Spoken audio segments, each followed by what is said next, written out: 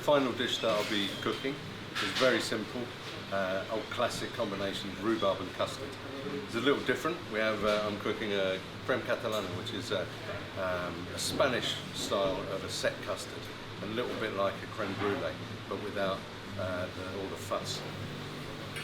Basically, I've got cream and milk here, and I'm going to add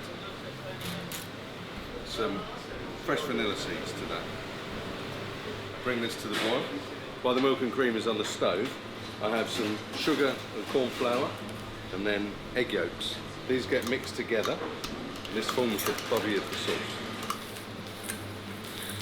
So you mix that to a paste. Once the cream's come to the boil, turn the heat down. I'm going to add a third of that back into the egg yolks and corn flour and sugar mix.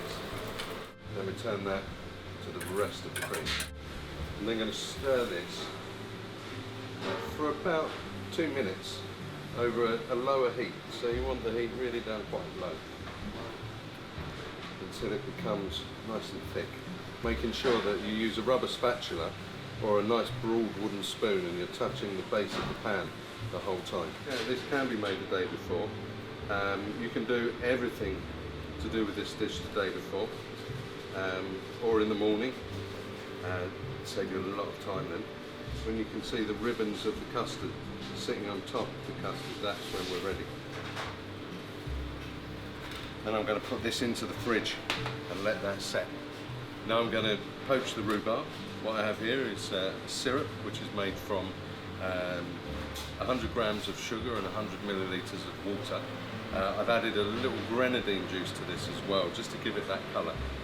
So I'm going to bring this to the boil with 2 little pieces of the vanilla in there too.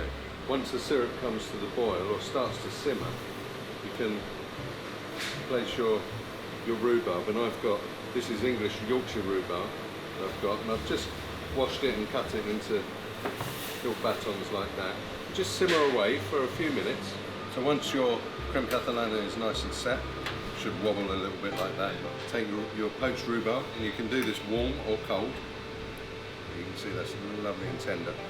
To make the granatelles, I've finely sliced a few sticks of rhubarb, just tossed it in a little bit of sugar in a bowl with cling film, and then place that over a pan of boiling water. And what happens is that the juice cooks and extracts from the rhubarb.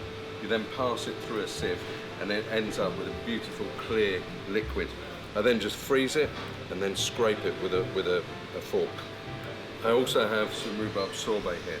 So on top I have a lovely granatelle, so you've got that nice hot and cold. Toasted hazelnuts here. So I'm just going to put it over the top of that, just give it a really nice little crunch. Microplane some fresh hazelnuts over there too. There we have creme catalana with poached rhubarb, rhubarb granatelle and crunchy hazelnuts. I hope you enjoy your lovely Valentine's dinner.